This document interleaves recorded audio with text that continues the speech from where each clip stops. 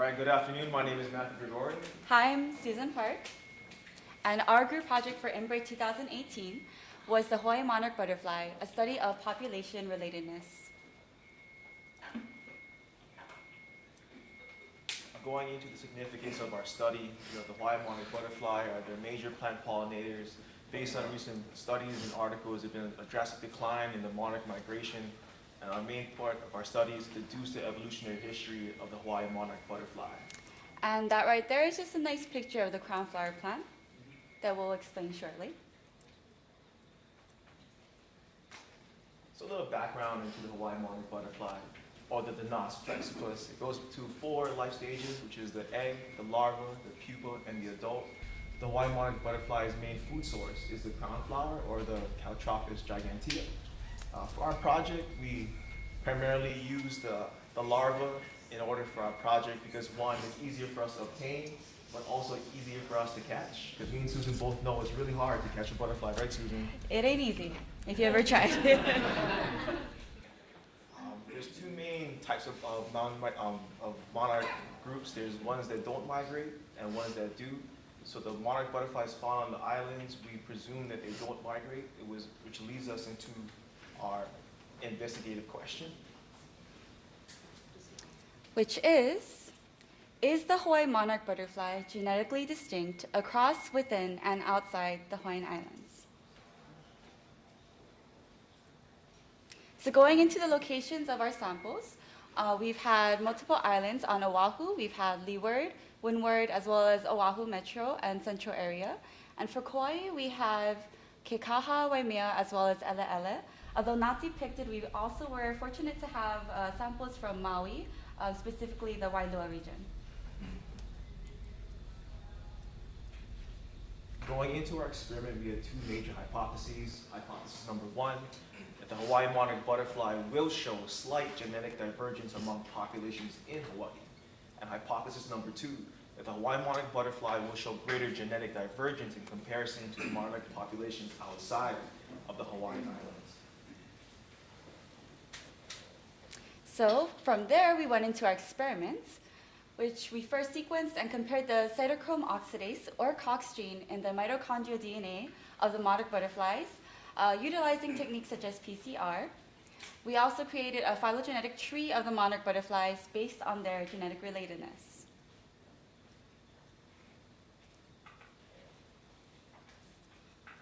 Because the mitochondrial DNA of the monarch butterfly is so large, we decided to focus on a particular locus of interest, which is here. This is part of cytochrome oxidase 1 and cytochrome oxidase 2. To give you guys a more zoomed up, close-up version of what we're looking at is this stretch in this locus of interest. So position of 2217, which is about the tail end of cytochrome oxidase 1, going to about halfway to cytochrome oxidase 2.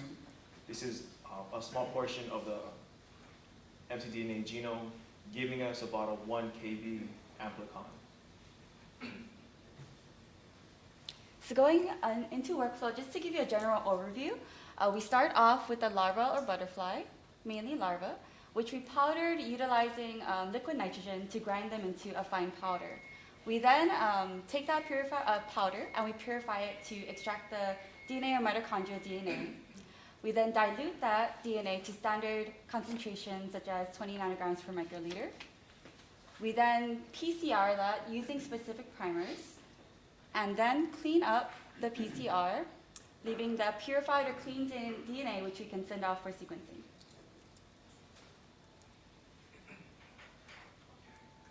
So as they say in the saying, a picture says 1,000 words. This gel shows 1,000 experiences that we had over the course of the summer. So of the multiple electrophoresis gels that we've run, some of them turned out good, some turned out bad. I wanted a recap of some of the things that was troublesome towards the entire experiment. So some of our PCR samples, we had inconsistent products. If you can see here for K4, which is Kalihi 4, M3, these are locations where our samples came from.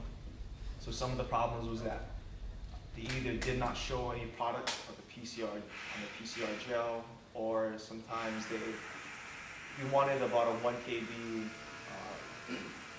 range, but they were higher than what we wanted.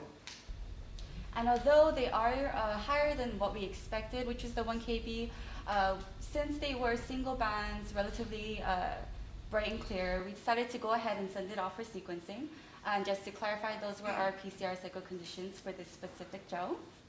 And also, going into sending it off for sequencing, since we had a bit of trouble, half of our chromatograms we found were, some were good, some were bad. About, I'd say, half of the reverse reads were not so clean, while half of the forward reads were clean.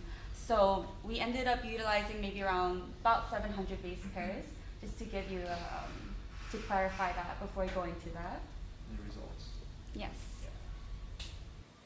So this is one of our reverse chromatograms. As you can see, lots of peaks and lots of noise and mixing noise. So obviously this would not be resolvable.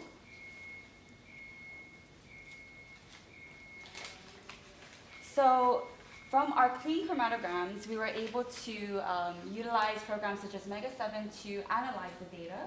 This is one such data analysis. This is an alignment, so basically aligns all the DNA sequences. As you can see here, I want you to look at the highlighted columns. This is showing one nucleotide-based differences. As you can see that T, C, T, and C there. So this suggests that while they are largely similar, as the non-highlighted portions are identical, as you can see, there are still genetic variations, although slight genetic variations, which supports our hypothesis. We also wanted to mention that the ones circled over here were utilized from the BLAST database, the North America, South America DNA sequences.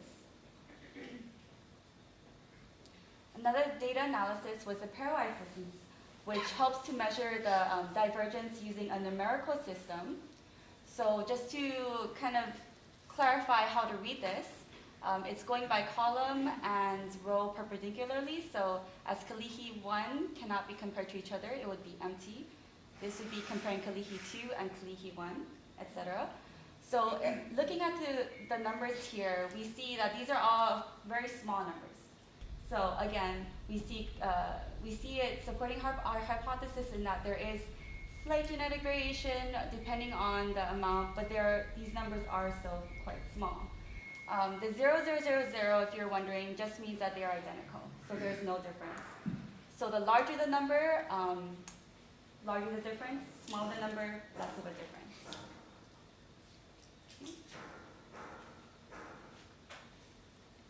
And lastly, we were able to create a phylogeny tree of all these samples. This is a great analysis to just show the groupings of how similar these samples are.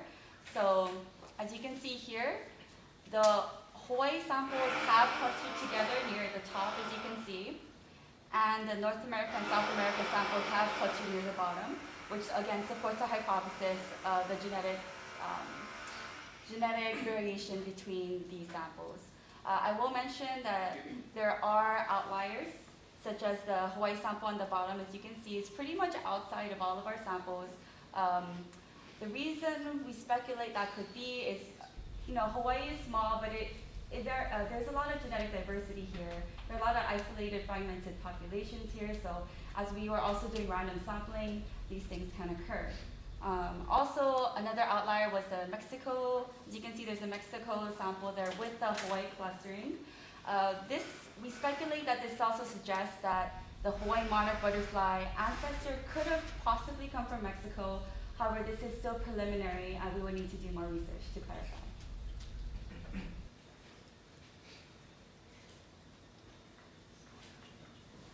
Going into our conclusion, back to our investigative question, is the Hawaiian monarch butterfly genetically distinct across, within, and outside the Hawaiian Islands? Both of our hypotheses were supported. The Hawaiian monarch butterfly did show slight genetic divergence among populations in Hawaii, and the Hawaiian monarch butterfly did show greater genetic divergence in comparison to the monarch population outside the Hawaiian Islands. And with that, we'd like to conclude by addressing acknowledgements. We'd like to thank, firstly, Dr. Helmut Kay for being our principal investigator and for leading us on this journey throughout the summer. His wisdom and guidance has been invaluable. We'd also like to thank Dr. Kavi Napane for also mentoring us and guiding us through all this. We wouldn't have been able to do it without you. Not only them, I want to thank Dr. Krishna Pairwise, Dr. Michelle Starkey, Dr. Ryan Gerard Kawai, and all the other individuals that helped us gather samples and helped us along the way. It was a very eye-opening summer, very, very tough, but you know, we started off as caterpillars, now we're butterflies. To an extent, you know, take that with a grain of salt. But we instantly grew a lot. So with that, you know, thank you so much, mahalo, and any questions? No. Yes, sir. Is there any possibility that the Monarch butterfly can fly from mainland to here or back? Is it possible? So it's hard to say conclusively because it's not like we have a ready-made history book of someone saying how they came here. Speculatively, it could be that since you saw there was a Mexico in that cluster, maybe they could have traveled from the generations from Mexico to here, or it could have been traveled on a boat from Mexico to here. It could be numerous options, but yeah, that could be possible for future research. Anything else? Can I ask you a question? You saw divergence on the nucleotide level. You know, did you check the proteins to see if they make the same protein, or was there a protein difference? What might see that one time? Most probably you didn't do it, but that would be a nice experiment to do. DNA will result in a protein eventually, okay? Nucleotide changes occur randomly. Every day as we live, some mutations happen where a nucleotide gets modified to something else, you know. Were the proteins different for the proteins that this nucleotide sequence is called? Was the protein difference? Because that will be the key. If the protein was different, then we diverged. Not if no difference, then just a mutation. Long story short, on that question, you did not study that. That's a very good question. We honestly have to say no. I think you can say that at the nucleotide level, there is no at the nucleotide level. If there is any differences at the protein level, that would be even less. Because, because of the triplet, the codon regeneration, if they are so similar at the nucleotide level, it's unlikely that they will be very different at the protein level. It has depending on the test, not more. Okay. So, although there is a mutation or a change difference, really it's the same thing. It's the same thing. Thank you very much for that. Right? On this side?